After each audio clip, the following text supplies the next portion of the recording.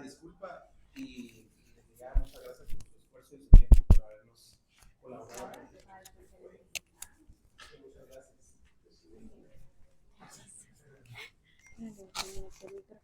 Perfecto. Pues sí. Bueno. No, porque voy a hablar más de los psiquiatras en la charla, mejor no. No, el doctor José Manuel Pérez Córdoba es neurólogo infantil, epileptólogo, neurofisiólogo y no sé cuántas cosas más. Pues estuvo participando la vez pasada en un proyecto que hicimos juntos que se llamaba la Guía Regional de los Trastornos del Sueño, en colaboración con todos los países de Centroamérica. Y pues acá está, se los dejo. Ya no tengo más que decir.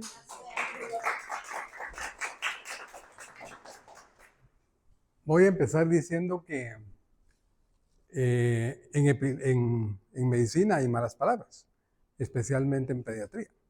Y epilepsia es una de ellas. Los papás llegan con uno y le dicen, doctor, mi hijo convulsiona, pero no es epiléptico. O dicen, mi hijo tiene broncoespasmo, pero no tiene asma. Uno es el síntoma, otro es la enfermedad. Lo que pasa es que yo creo es que cuando uno habla de epilepsia extrapola y piensa en niños con parálisis cerebral o con retraso mental, y entonces uno no quiere enfrentar eso y por eso es que lo niega. De hecho, por esta razón, la Liga hace unos 5 años cambió el concepto de epilepsia a epilepsias, hablar del término en plural, porque no estamos enfrentando un problema, estamos enfrentando muchos problemas que tienen un denominador común, que son las crisis epilépticas. Otro pensamiento de introducción es, la epilepsia y la migraña son enfermedades primas hermanas. Se comportan muy parecido, ¿sí? Las dos, las personas son totalmente normales entre crisis, el día que están enfermos, el día que tienen la crisis. Sin embargo, la migraña es una enfermedad socialmente aceptada, ¿sí? Hasta de excusa la usa uno. Oh, disculpa, no llega a la charla porque me hace una migraña espantosa. Ay, pobrecito, dice uno. Pero díganle ustedes, no llegué porque convulsioné, a saber qué les dicen. Entonces, ¿y por qué es esta diferencia? Posiblemente porque por muchos años, la mayoría de los años, la epilepsia ha estado relacionada con posesiones demoníacas. Y por eso es que está este cuadro de San Ignacio de Loyola. Aquí es un cuadro que data de 1600, donde aquí está en cómo se llama en el centro, San Ignacio, echándose el exorcismo. Aquí están todos los frailes echando la prendida por los residentes. Los angelitos echando el apoyo y los diablitos por acá huyendo. Pero en la parte de acá abajo tenemos a los pacientes demoníacos. Y si ustedes ven, este realmente es un paciente con crisis tónico-clónica generalizada. La posición que tiene es de una crisis tónico-clónico generalizada y esta de acá, esta señora, tiene una posición que llamamos la posición del espadachín. Tiene una versión cefálica forzada con extensión y contracción del brazo contralateral, como la posición del espadachín. Una crisis muy, muy típica, ¿sí? O sea, los pacientes demoníacos en realidad lo que están haciendo es teniendo una crisis epiléptica. ¿Y qué ha cambiado de San Ignacio para acá? Pues la enfermedad sigue siendo la misma, ¿sí? Si ustedes ven, arriba está el lienzo magistralmente pintado y abajo un paciente en la actualidad exactamente igual, ¿sí? ¿Qué diferencia hay? Que ahora sabemos dónde es el origen de esta crisis, que es la que está aquí pintadita en verde, que se llama área motora suplementaria. De aquí es donde nacen estas crisis. Pero ahora somos capaces de ver al demonio, ¿sí? Aquí ustedes pueden ver estas lesiones blanquecinas que se ven acá en la resonancia, que son una displasia cerebral. Y hasta el DPI le podemos ver una displasia de células en balón, ¿sí? Entonces, la diferencia es eso, cómo estamos enfrentando. Pero, pues, como está chilero, me puse a revisar la historia. Entonces les voy a contar la historia de la epilepsia. La epilepsia es una enfermedad tan antigua como la humanidad misma. El único requisito indispensable para convulsionar es tener cerebro. Entonces ha sucedido siempre. Pero la historia empieza con el inicio de la escritura, hace más o menos unos 7000 años, en la Mesopotamia. ¿Saben ustedes dónde cae Mesopotamia? ¿Dónde está? No, pero ¿dónde está actualmente? ¿Qué territorio es? Irak. Irak, ajá. Bueno, aquí, este era digamos, el centro de comercio de la época, donde finalizaba la ruta de la seda. Y aquí era donde se juntaban todos los mercaderes y pues los mercaderes son los que se obligaron a tener un mecanismo de registro y entonces en unas tablas de barro comenzaron a hacer marcas con las puntas de las espigas del trigo para escribir. Y esto es el inicio de la escritura que llamamos la escritura cuneiforme. Y esta es tal vez la tablet más antigua, el iPad más antiguo, donde nos hablan o nos describen por primera vez una crisis epiléptica. Y en esta nos hablan de un espíritu, el espíritu de Benú, que era capaz de poseer a las personas, haciendo cambiar su conducta, inclusive parecía que entraban en la locura. ¿Sí? Buenas noches. Y de hecho menciona que los pacientes que eran poseídos por Benú gritaban como cabras. Ustedes saben que cuando hay una crisis tónica, hay una contracción diafragmática potente que hace un sonido, un gemido, un sonido gutural, que ellos interpretaban como el gemido de una cabra. Y pues lo relacionaban con la luna y con la locura. Unos 1000 años más tarde, en la misma Mesopotamia, en Babilonia, había ya un rey poderoso, que era el rey Hammurabi. Este hace la primera constitución, que está escrita aquí, en basalto. Aquí ya tenemos la escritura, ¿cómo se llama? Pero ya están usando sílabas, se me fue la palabra. Bueno, ya la escritura es un poquito más compleja, ya están haciendo palabras más, o escrituras más complejas. Y aquí están descritas las leyes de la época. Aquí en este código es donde está la ley del talión, ojo por ojo y diente por diente. Y dentro de esta se habla de que la epilepsia es una enfermedad tan vergonzosa como la lepra. Y eso le daba la oportunidad a los compradores de devolver al esclavo que padecía de epilepsia. Podían ir a Walmart, miren, devuélvanme el visto, porque mi esclavo tiene epilepsia. Entonces, es interesante esto. Un poquito más adelante está esta otra tableta donde se habla del estatus epiléptico, o lo que se cree que es un estatus epiléptico.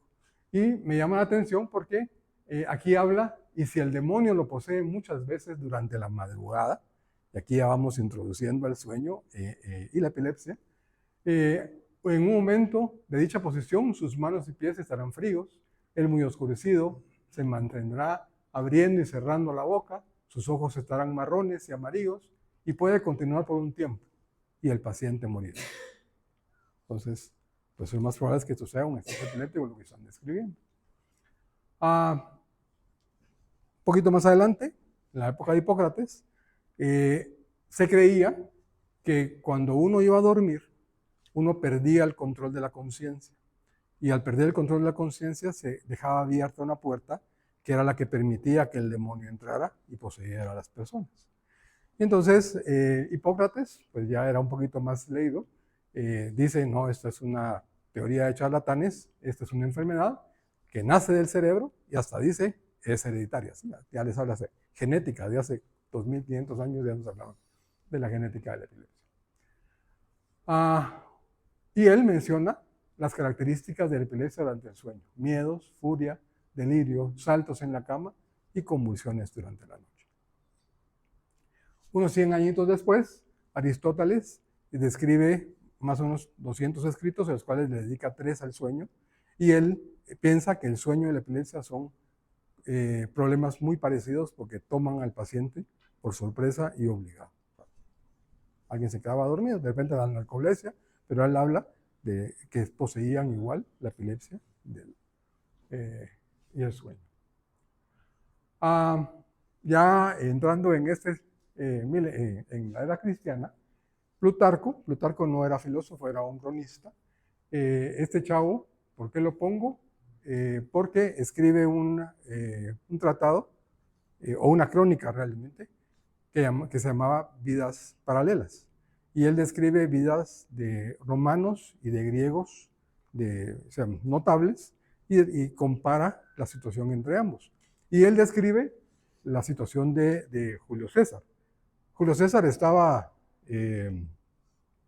preparándose para una batalla en la Española, y cuando sale de su tienda para dar su mensaje motivacional antes de la guerra, de repente cae súbitamente con una crisis convulsiva. Eso hace que sus generales inmediatamente lo escondan y lo regresen a la tienda. En realidad lo que le pasó a Julio César fue un evento cerebrovascular, pero se manifestó como una crisis convulsiva al inicio. ¿Por qué lo pongo? Porque Plutarco utiliza el término epilépticos para describir el fenómeno que le pasa a Julio César, y ahí empieza el nombre a la enfermedad. ¿Y qué significa epilepsia? Epilepsia viene del griego epilabaniem, que significa coger por sorpresa o atacar por sorpresa. Bueno, ya estamos en la edad cristiana y por supuesto ya viene el influjo de la religión, y no la podemos dejar aparte. También la Biblia nos habla de posesiones demoníacas, y esta es una de las escrituras de San Lucas, y aquí en el versículo 39, aquí el papá le está describiendo a Jesús que su hijo está poseído por un demonio, y dice, y sucede que un espíritu le toma, y de repente da voces, le sacude con violencia y hace echar espuma, estropeándole, y a duras penas se aparta de él. Y se queja de que los apóstoles no lo pudieron tratar, pero viene Jesús, no tengas pena, aquí te lo arreglo, y lo cura. Cosa interesante, es un joven, ¿sí? Ahora sabemos que hay epilepsias edad dependientes que se curan en la pubertad. Entonces posiblemente este muchacho pues echó su última crisis con Jesús y la enfermedad desapareció, y ya, ahí está el milagro. Estaba especulando. ¿Y cómo se curaba la epilepsia en la época de Jesús? Aparte con ayuno y oración. ¿Y qué es el ayuno? La dieta cetogénica que usamos ahora. O sea, no hemos cambiado mucho el tratamiento tampoco. Bueno, a San Ignacio no creo que le haya ido tan bien como a Jesús, porque estos pacientes pues son epilepsias de toda la vida. No se curan con exorcismo, pero ahí está. Bueno, ya en el siglo de las luces, en 1700, empieza la ciencia a tomar control. Y entonces, en este entonces todavía no habían neurólogos, los que habían eran psiquiatras. Entonces, empiezan los primeros términos para describir la epilepsia: el gran mal y el pequeño mal. El gran mal no es para tratar las ausencias. Las ausencias se llamaban pignolécticas. El pequeño mal son las crisis parciales. Y el gran mal son las crisis tónico-clónico generalizadas. El problema es que Tissot dispuso que la epilepsia era una enfermedad orgánica, pero era culpa de la masturbación. Entonces él decía, y escribe una disertación sobre las consecuencias de masturbarse demasiado y como consecuencia la epilepsia. Así que si de chiquito le decían que era mal y se iban a volver locos, es culpa de Tissot.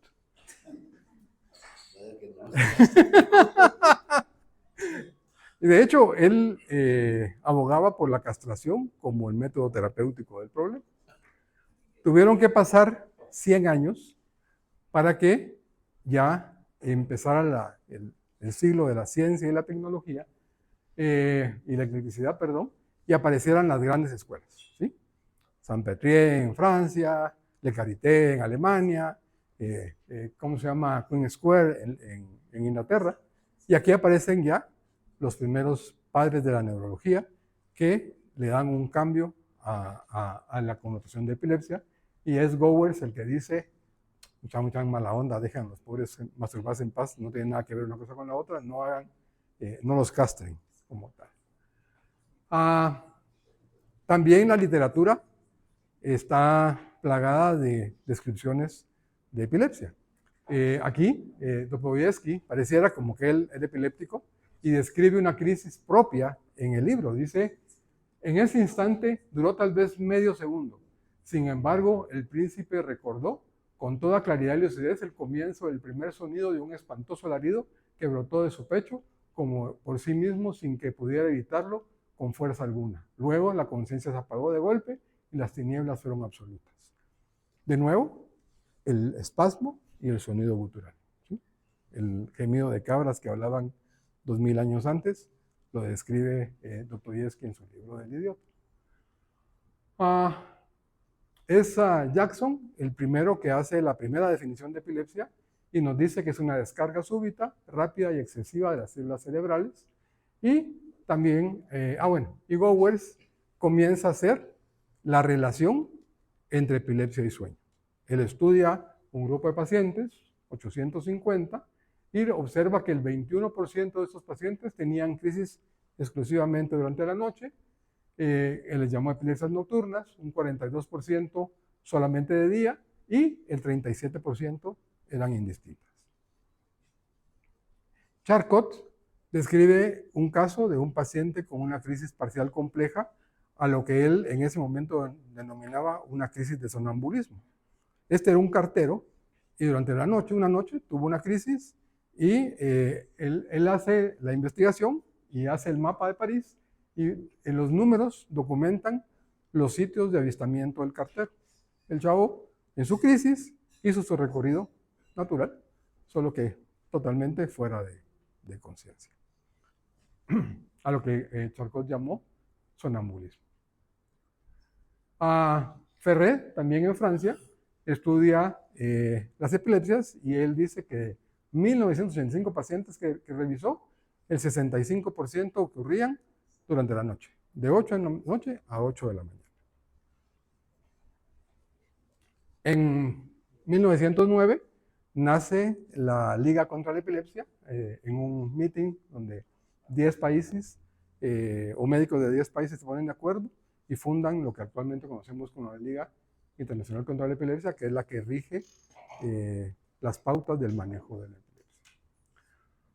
En 1929, Berger hace el primer registro encefalográfico en humanos y a partir de esto pues empieza una gran investigación y son los doctores Gibbs y Lennox, la doctora Gibbs, el doctor Gibbs y el doctor Lennox, quienes empiezan a hacer los estudios o a escribir los trazos o los grafoelementos que se presentan en el electro durante la epilepsia. Aquí quiero hacer mención de esto. Estas catarsis hablan de la disritmia cerebral paroxística. ¿Por qué les menciono esto? Porque este término ya no se usa.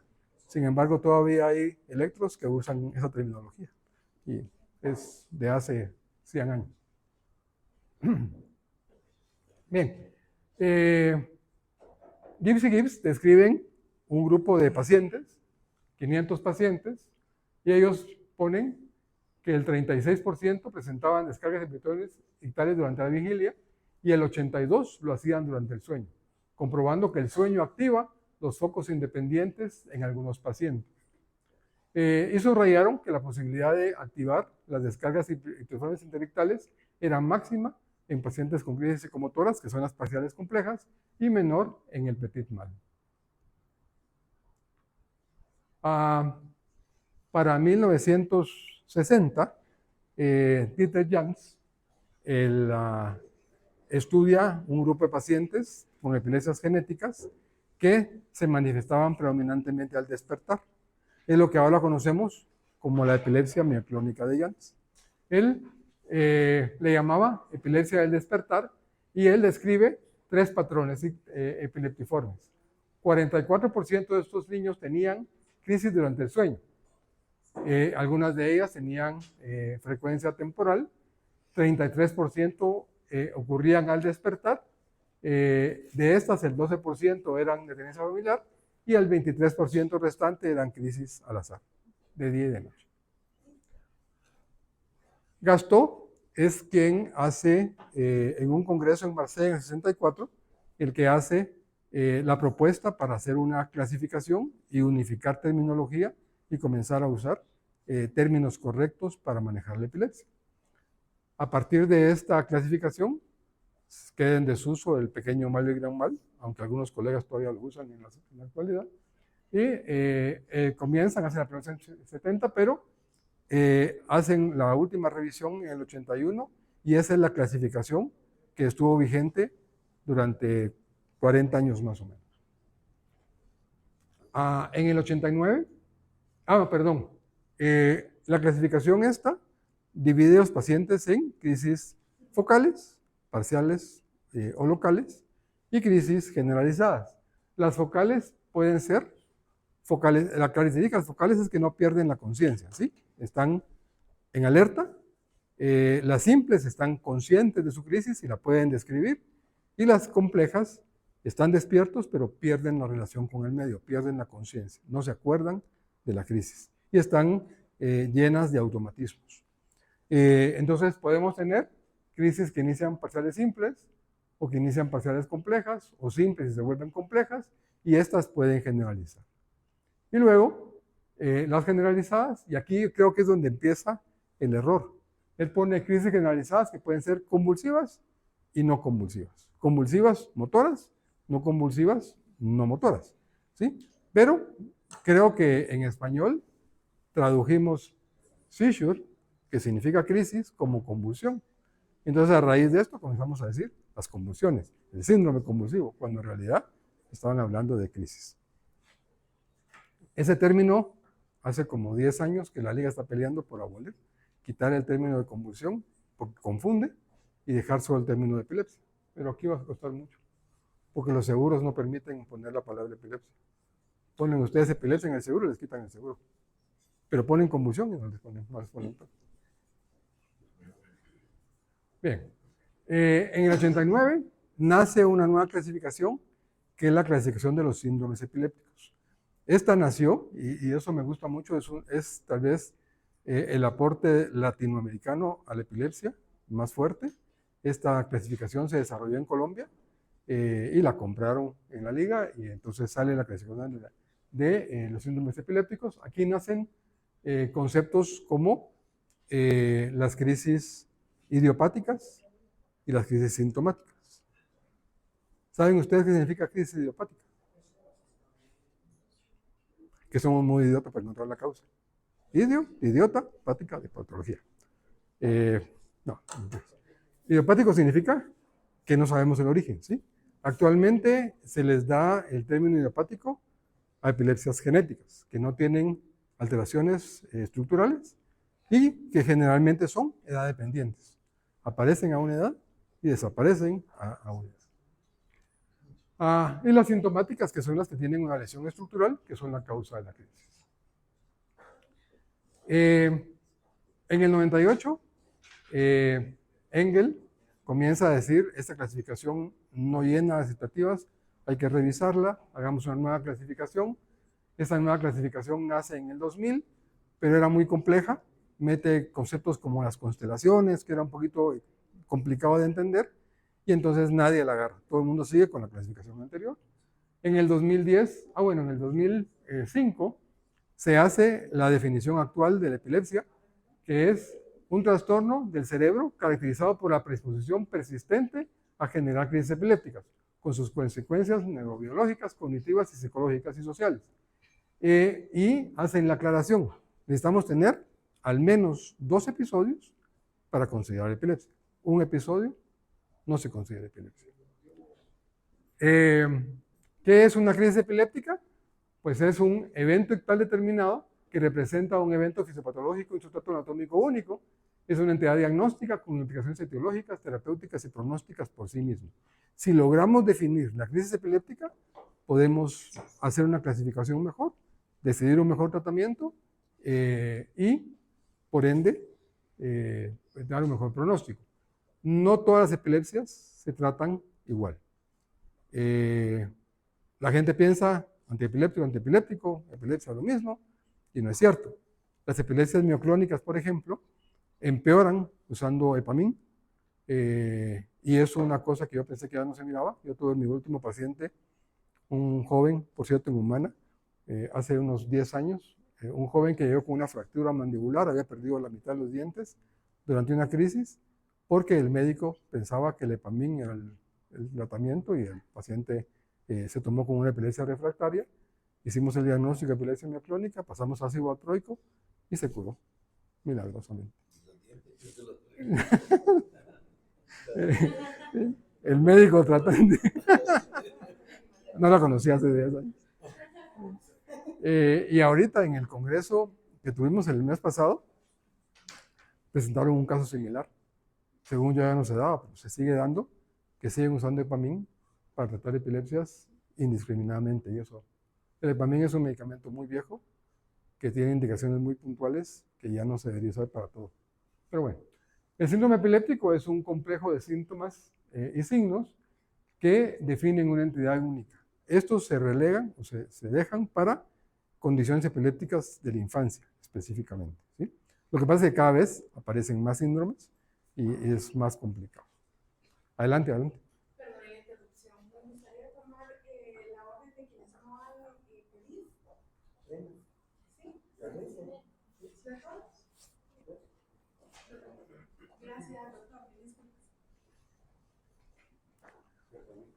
Enfermedad epiléptica es lo mismo que el síndrome, pero con una etiología determinada. Y la encefalopatía epiléptica, que son epilepsias que por sí mismas generan un daño cerebral importante. Y son las, digamos, en un tiempo se llamó epilepsias catastróficas porque hagamos lo que hagamos, nos va a ir mal y al paciente le va a ir muy mal. En el 2010 hay una nueva campeonato de clasificación. De nuevo no está aceptada por la comunidad, no se logra. En esta clasificación aparecen cosas interesantes como por ejemplo el definir que la epilepsia empieza en un punto específico del cerebro. O sea, no es cierto que agarre todo el cerebro, sino que es un punto y se propaga tan rápido a ambos hemisferios que no lo podemos ver. Generalizado se entiende la epilepsia que agarra ambos hemisferios, pero no todo el cerebro, ¿sí? Simplemente están ambos hemisferios afectados al mismo tiempo. Las crisis pueden ser asimétricas inclusive, sin que deje de ser generalizada, y las focales son las que se quedan, empiezan en síndrome y se quedan en ese hemisferio, no pasan al contralateral, y entonces hay preservación de la conciencia porque el hemisferio contralateral pues mantiene la conciencia. En el 2014 se hace una nueva definición de epilepsia para hacer la cosa más fácil y la definen de 3 formas. Al menos 2 crisis no provocadas que ocurren al menos 24 horas de diferencia entre crisis. O sea, si ustedes tienen un paciente que tiene 2 crisis seguidas, se toma como un evento. Tienen que pasar por lo menos 24 horas entre eventos para considerar eventos distintos. O una crisis no provocada, o sea, no provocada es, por ejemplo, el espasmo del sollozo, o una crisis febril, ¿sí? Que hay algo que provoca. ¿Sí? Aparte son las crisis reflejas, que por ejemplo, un ruido puede provocar una crisis, pero ya tengo yo la epilepsia y el ruido es simplemente un detonante, ¿sí? Pero una convulsión que es debido a una causa específica, uno considera que no son crisis epilépticas. La segunda sería una crisis no provocada con la misma probabilidad que tener 2 crisis, que es al menos el 60% de repetirse, y entonces se va a medicar. Entonces tenemos que tener factores de riesgo. Y la tercera, pues obviamente definir un síndrome epiléptico. Y aquí ya nos hablan de la epilepsia edad dependiente, que dicen que hay epilepsias que a determinada edad, generalmente durante la pubertad, van a desaparecer. Y se consideran curadas cuando el paciente salió de la edad de prevención de la epilepsia y han pasado por lo menos 10 años sin crisis y 5 años sin medicamento. Nosotros usamos 2 años de la última crisis para quitar el medicamento con una probabilidad de éxito de un 80%. También en medicina hay mentiras. Y una de las mentiras es, va a tomar el medicamento 2 años, ¿sí? No es cierto, la mayoría toman alrededor de 5 años. Son muy pocos los que realmente el medicamento de primera hace efecto y podemos quitar el medicamento antes. Y si es una edad dependiente, hay que esperar a que la edad pase para que la enfermedad realmente sea resuelta. Estas definiciones se basan en este estudio. En este estudio, pues aquí lo que veían era que en una sola crisis, la probabilidad de recurrencia a un año era de un 20% y a 5 años no superaba el 30%. Entonces, es tan baja que uno recomienda no hacer nada. ¿Sí? O sea, tengo una crisis, lo investigo, pero no lo trato, porque es posible que voy a tratar a un 80% que no necesitaban tratamiento. Entonces, espero al segundo evento. ¿Por qué el segundo evento? Porque con el segundo evento, a un año, la probabilidad de recurrencia es de un 60% y a 5 años es casi un 73%. Entonces, la probabilidad es más de 50%, lo mejor es, después de 2 crisis, hay que tratarlo. ¿Y cuáles son los factores de riesgo de la primera crisis? Bueno, si tengo un paciente con una primera crisis, pero tuvo una crisis sintomática remota, si tiene un electro normal, si la crisis fue durante el sueño, si hay historia de crisis febriles previas o si hay una paresia después de la crisis, eso pues nos habla de factor de recurrencia igual que tener habido varias, entonces de entrada los medicamos. ¿Sí? Bueno, existen 4 presentaciones de epilepsias, las benignas que son las que les van a ir bien, aunque no hagamos nada. De hecho hay la epilepsia rolándica, los expertos sugieren no tratar, porque la enfermedad se va a curar sí o sí. El problema es que uno solo sabe que es Rolandia cuando terminó. Entonces, no la trato. Y era otra cosa, me fui feo. Están las farmacosensibles, que son las que responden fácil a dosis bajas de un medicamento. Las farmacodependientes, que son las que se controlan, pero no se curan. Entonces, el doctor Stokes decía, yo te curo la epilepsia, pero no puedes dejar de tomar tu medicina. Entonces, sí. O sea, en los niños la epilepsia se cura, en los adultos no. O sea, todo paciente que tiene crisis después de los 18 años, ese no se va a curar. O sea, ese ya no va a resolver su epilepsia, sino que tiene que tomar medicamento de por vida o un tratamiento alternativo como la cirugía para curar. Y las farmacoresistentes, que son las que no van a responder a los medicamentos. 30% de las epilepsias no responden a medicamentos. Bien, en el 17 sale una nueva clasificación. Esta sí es aceptada y es la que se está usando actualmente. Tiene algunos cambios. Se basa en la del 81, las mismas. Definir el inicio de la crisis, si es focal, si es generalizada o de inicio desconocido. Y luego buscar la etiología de la crisis, si hay comorbilidades, para definir el tipo de epilepsia o el síndrome epiléptico. Aquí cambia, por ejemplo, hablamos de crisis de inicio focal con conciencia preservada o conciencia alterada, para no hablar de pérdida de la conciencia. ¿Sí? Y de inicio motor o no motor. Y la misma forma, realmente no cambia mucho, pero sí se agregan un montón de patrones epilépticos que no estaban en la clasificación anterior. Inclusive se hablan de patrones que pueden estar tanto en generalizadas como focales. Las mioclonías, por ejemplo, antes se consideraban que eran generalizadas, ahora sabemos que pueden haber mioclonías focales. Los espasmos epilépticos se consideran generalizados, ahora sabemos que pueden también haber focales. Entonces, esos son los cambios que ha habido en la clasificación y pues se agregan un montón de variaciones más de presentación. Ok, ya hablando un poquito del tema epilepsia y sueño, podemos abordar el tema de 4 formas. Como diagnóstico diferencial, como el efecto del sueño en el electro y en la epilepsia, como el efecto de la epilepsia en el sueño y los desórdenes del sueño que se presentan en pacientes con epilepsia. En el diagnóstico diferencial, todos los trastornos, las parasomnias, pueden eventualmente ser consideradas como epilepsias, porque las epilepsias del lóbulo frontal se pueden manifestar de esta forma. Entonces, el sonambulismo, el terror nocturno, las piernas inquietas, todas deberíamos de considerar el diagnóstico diferencial de epilepsia. En algunos casos, uno puede hacer el diagnóstico clínicamente muy fácil, pero los estudios, especialmente la polisomnografía, nos va a ayudar a hacer la diferencia entre si esto es un síndrome epiléptico o si es un problema de sueño como tal.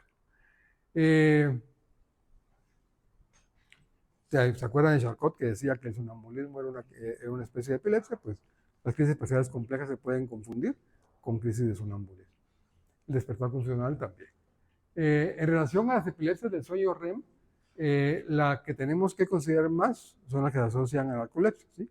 La cataplexia, las alucinaciones sinagógicas o la parálisis del sueño pueden ser confundidas con patrones epileptiformes, aunque generalmente el REM no es epileptogénico. Es la fase no REM la que es epileptogénica. Aquí están los patrones de epilepsias que se confunden o que se pueden confundir.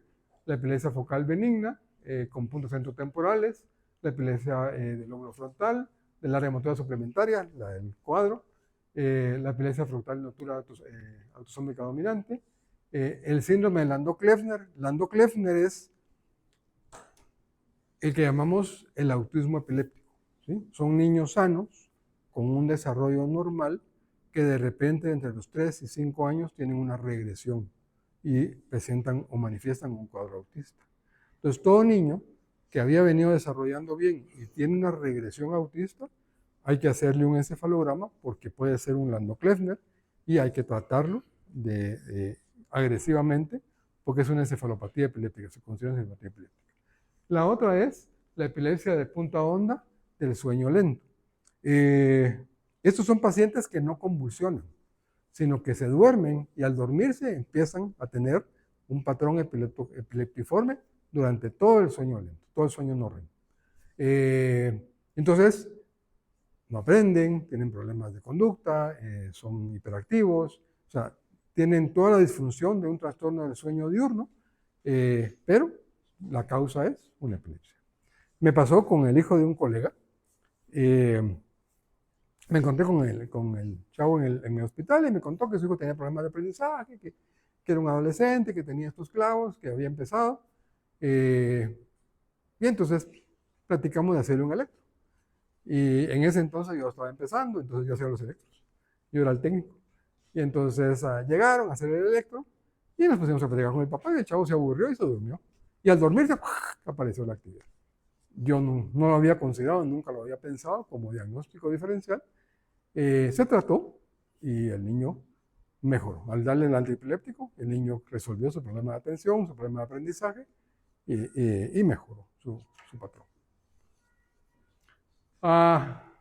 Las epilepsias del despertar son las epilepsias genéticas más estudiadas y diagnosticadas, la mioclónica juvenil, las epilepsias de ausencias y las tónico-clónicas del despertar. Ahora, ¿qué efecto tiene el sueño sobre el electro? El cerebro funciona de una forma asincrónica.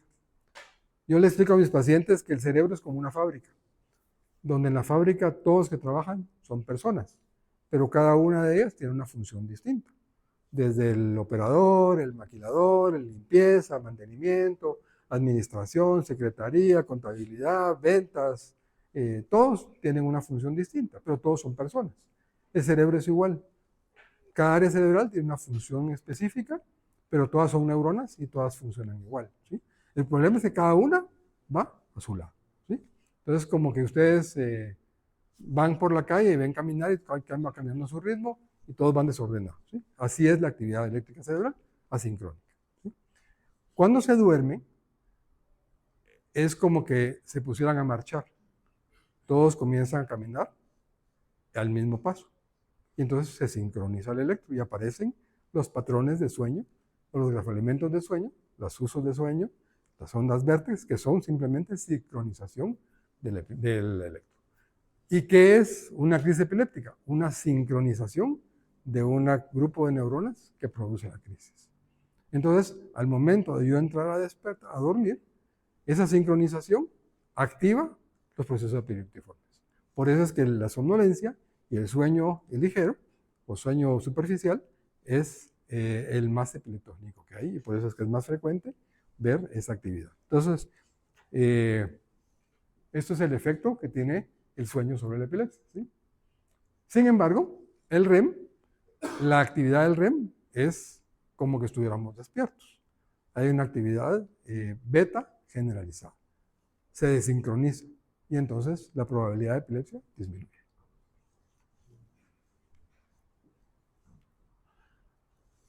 Bueno, esto es básicamente lo que estábamos hablando. La activación de las descargas intelectuales hereditarias durante el sueño no REM representa un estado de sincronización del electro con una relativa preservación del tono muscular anterogravitatorio. Las oscilaciones sincrónicas de las neuronas corticales que generan los usos de sueño, los complejos K, y las ondas lentas tónicas de fondo durante el sueño no REM promueven la propagación de las crisis durante el sueño, durante esta parte del sueño. En contraste, el sueño REM desincroniza y entonces, además de que también en el REM tenemos la fase de atonía, y entonces la misma fase de atonía nos evita que tengamos un patrón motor de la crisis epiléptica.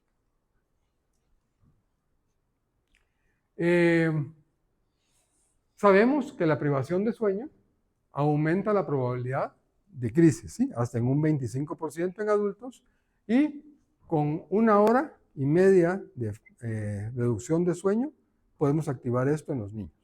De hecho, actualmente uno de los factores activadores de crisis es el desvelo. Entonces, cuando hacemos un electro, le pedimos a los papás que el niño duerma idealmente 4 horas. En adolescentes y adultos jóvenes pedimos que se pasen la noche en blanco con el fin de activar patrones epilépticos y poder ver las descargas epilépticas y hacer el diagnóstico. La idea del electro es hacer el diagnóstico. El problema con el electro es que es un estudio en tiempo real. ¿Qué significa esto? Que yo solo puedo ver la actividad del cerebro mientras está conectado a la máquina. Si no se manifestó, no la vi. No quiere decir que no esté. Y aquí es un error muy común de los colegas. Le mandan a uno un electro para descartar epilepsia. Y uno reporta un electro normal, entonces no tiene epilepsia. De hecho, un colega, un neurólogo, me reclamó: más desgraciado, me dijiste que no tenía. Y se fue a Estados Unidos y ya le hicieron el diagnóstico. Sí, pues allá hacen monitoreos largos aquí, ¿no?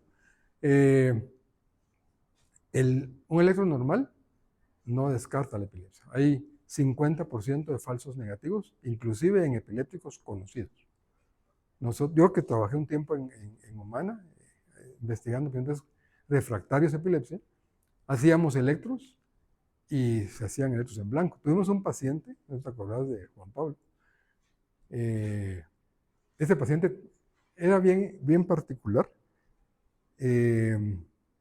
porque él trabajaba en auditoría en el Banco de Guatemala. O sea, es un tipo con un nivel de vida alto y con un trabajo complicado, pero tenía crisis parciales complejas. Le hicimos como 3 monitoreos de 24 horas y nítidos, todos normales, 24 horas de registros normales. En una ocasión lo desconectamos, iba para afuera y se echó la crisis. Entonces, así como que este va a empezar haciendo pseudocrisis, está simulando porque no es posible que no lo registremos. Hasta que un día sí tuvimos la suerte de que se echó la crisis en el electro, como al cuarto de monitoreo que le hicimos, y ya pudimos ver su crisis como tal. Entonces, es muy difícil de ver muchas veces, y en un electro de media hora, 1 hora, es poco probable que podamos agarrar todo. Entonces, el factor de activación es desvele al niño o desvele a la persona para aumentar la probabilidad de ver las crisis. Y asuste para entrar. También. O que se eche los tragos. La epilepsia mioclónica es una epilepsia que tiene mucha relación con el sueño. Esta aumenta las puntas durante el sueño y generalmente tiene mucho mayor expresión la primera hora después de despertar. De hecho, la descripción clásica de la mioclonía es el paciente que bota el café. Está desayunando, se echa su crisis y bota lo que tiene en la mesa. Entonces, porque es digamos, el momento en el que más se expresa.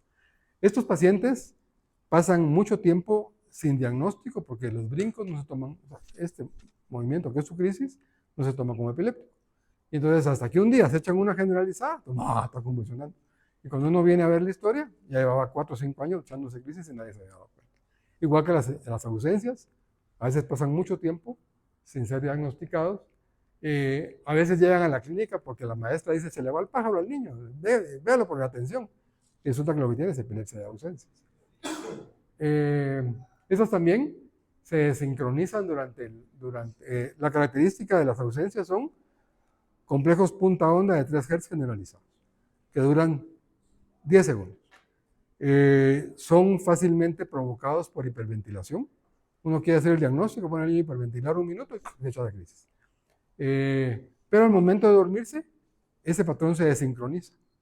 Y entonces ya hace un patrón totalmente distinto que puede confundir, pero en realidad el diagnóstico sigue siendo el mismo.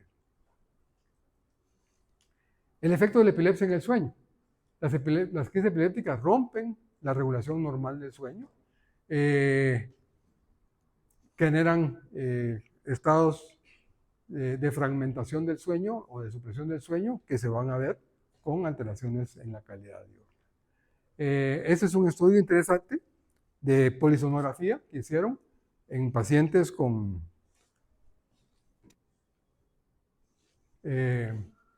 epilepsia y se dieron cuenta de que se acorta la etapa del sueño MOR, y la latencia del primer MOR está prolongada, hay un aumento en los despertares, hay una disminución del tiempo total de sueño, hay una disminución de la eficacia del sueño, hay un aumento de despertares en etapa 1 y 2, incluso aunque no hayan tenido crisis durante el monitoreo. Entonces, sí hay un efecto importante de la epilepsia en la calidad del sueño. Esta cosa interesante, estos pacientes pueden tener hipersomnia diurna y hay una relación también con apnea obstructiva. El 4% de los pacientes con apnea obstructiva tienen epilepsia. Pero vean ustedes al revés. Al corregir la apnea obstructiva, el 40% de los pacientes epilépticos resuelven la epilepsia. Solo con corregir la apnea obstructiva. Entonces, dato interesante. Y ya para terminar, así no los aburro mucho, pantallas. No podía dejar las pantallas fuera del asunto. Ustedes se acuerdan, en el año 90 y tantos, sale la caricatura esta de los Pokémones. Esta caricatura se volvió muy popular rápidamente, porque era una caricatura muy llamativa, tenía colores muy contrastantes, era una caricatura que llamaba mucha atención de los niños. El capítulo 34, lo pueden buscar en internet, pero bajo su cuenta y riesgo.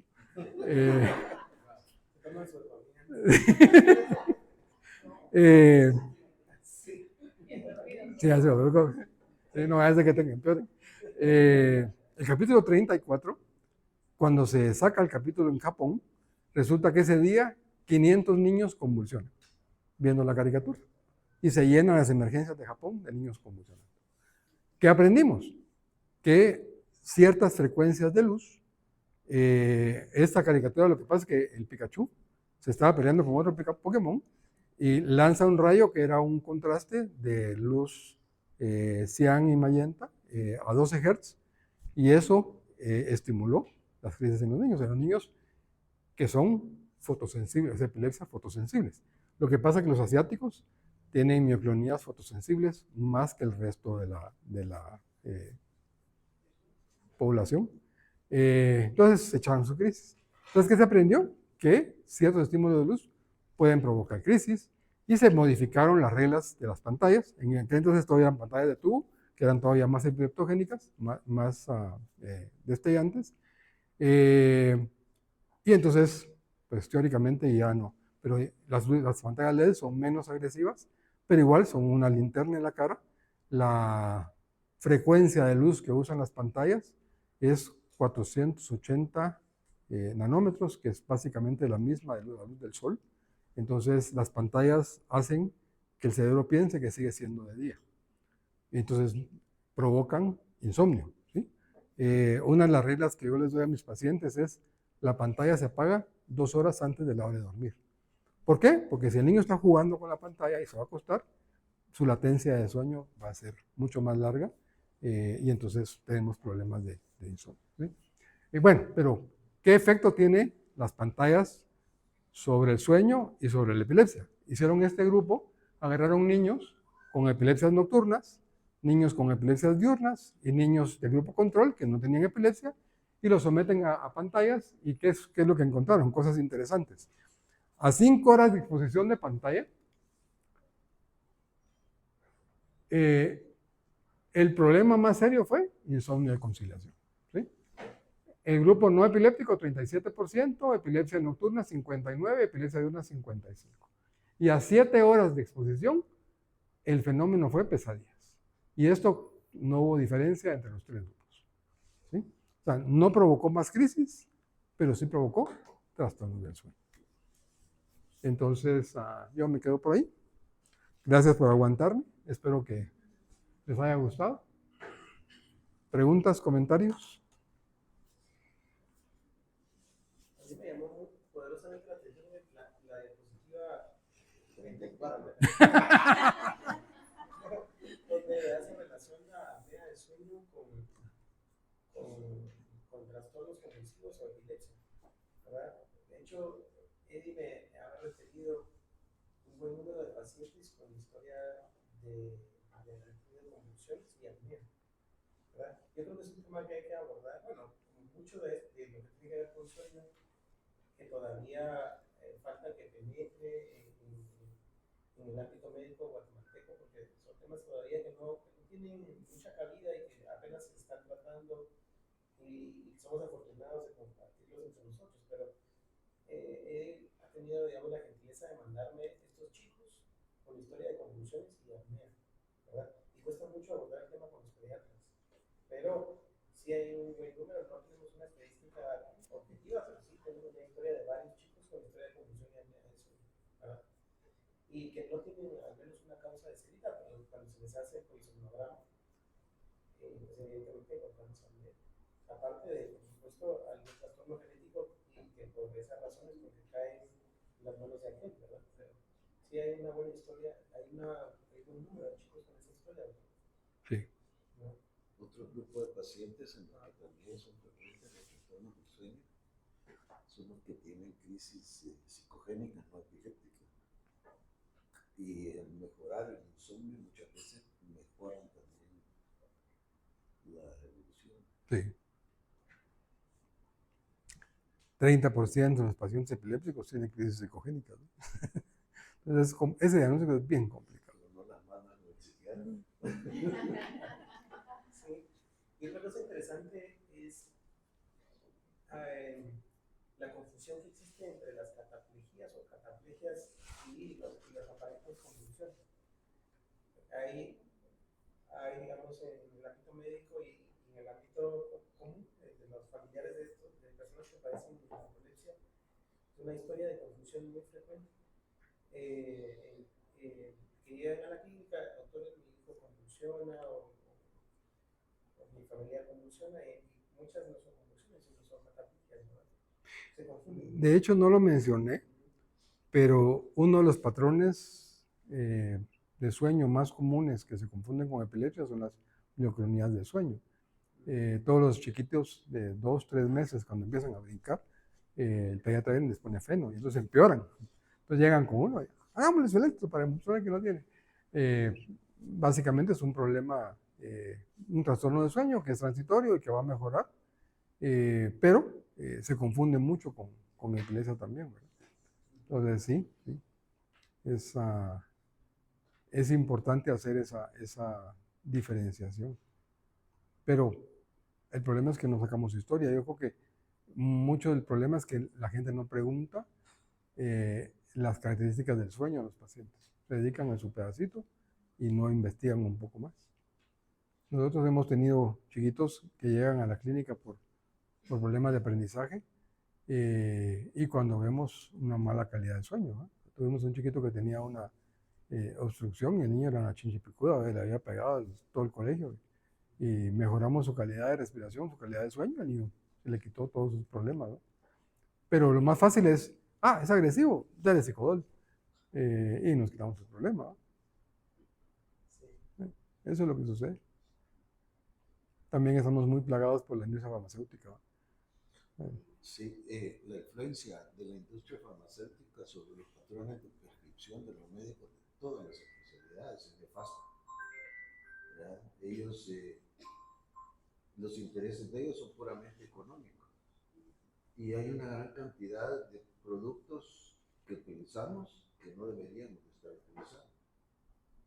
porque no funcionan en los estudios que se han hecho fuera de la industria, por ejemplo, en universidades, o gente que no está patrocinada por las casas farmacéuticas, porque ellos han copado el ambiente, las revistas. Hay muchos investigadores que están contratados por las grandes casas farmacéuticas. Y muchos de los estudios que se publican hoy en día son sesgados, sobre todo los que vienen de parte de la industria. Un ejemplo bien frecuente que yo les pongo a mis estudiantes es el uso de antidepresivos, por ejemplo.